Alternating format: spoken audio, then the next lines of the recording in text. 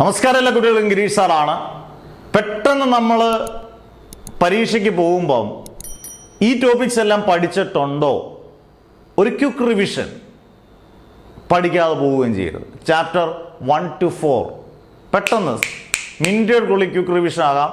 Chapter 1 electric charges and fields, Coulomb's law, അതിൻ്റെ vector form, പിന്നെ dielectric polarisation, polar and non polar molecules, electric dipole, dipole moment, ഇങ്ങനെയുള്ള ചെറിയ ചെറിയ topic, force and torque on A dipole place in A uniform electric field, axial ലൈനും equatorial ലൈനും, electric lines of force, Gauss's theorem proof, 3 application.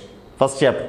Second chapter electric potential and capacitance. എന്താണ് electric potential ചോദിക്കാം. What is mean by electric potential, what is its unit, relation between electric intensity and potential, E = -dV/dx.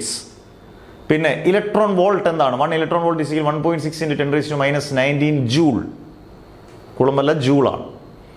Electric potential due to a ഡൈപോളും electric potential due to a uniformly charge spherical shell. 3 special case, case 1, case 2, case 3. SA ഒന്നുമല്ല. Capacitor. എന്താണ് capacitor എന്ന് ചോദിക്കാം. Standard unit farad. അതുപോലെ ചാർജിന്റെ standard unit കുളം, കറണ്ടിന്റെ standard unit ampere. അത് കഴിഞ്ഞ ശേഷം capacitors in series, capacitors in parallel, expression for capacitance in a parallel plate capacitor. Energy stored in a കപ്പാസിറ്ററിന്റെ ഡെറിവേഷൻ വേണ്ട, ഇക്വേഷൻ വളരെ ഇമ്പോർട്ടൻ്റ് ആണ്. U = 1 മാർക്ക് ക്വസ്റ്റ്യൻ പ്രോബ്ലം ചോദിക്കാം, ½ CV².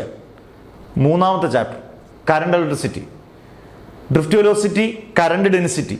ഈ ഡ്രിഫ്റ്റ് വെലോസിറ്റി ബാക്കിയുള്ള തമ്മിലുള്ള കറണ്ടും കറണ്ട് ഡെൻസിറ്റി ഒക്കെ തമ്മിലുള്ള റിലേഷൻസ്, ഡെറിവേഷൻസ്. പിന്നെ internal resistance of a cell, ohm's law, അതുമായിട്ട് ബന്ധപ്പെട്ട കണക്ട് ചെയ്തേക്കുന്നതല്ല. ഓംസ് ലോ റെസിസ്റ്റൻസിന്റെ യൂണിറ്റ് ഓം, റെസിസ്റ്റിവിറ്റിയുടെ ഓം മീറ്റർ (10⁻⁻1), മീറ്റർ (10⁻⁻1). ഓംസ് ലോയുടെ ഗ്രാഫിന്റെ shape, ohmic conductors, non ohmic conductors, അങ്ങനെ അതുമായിട്ട് ബന്ധപ്പെട്ട എല്ലാം, റെസിസ്റ്റൻസ്, റെസിസ്റ്റിവിറ്റി, കണ്ടക്ടൻസ്, കണ്ടക്ടിവിറ്റി, അങ്ങനെയുള്ള ടോപ്പിക്കുകളെല്ലാം. കിർച്ചോഫിന്റെ 2 ലോസ്, ജംഗ്ഷൻ റൂളും മെഷ് റൂളും, വീൻസ്റ്റൺ ബ്രിഡ്ജ്. മൂന്നാമത്തെ കഴിയും.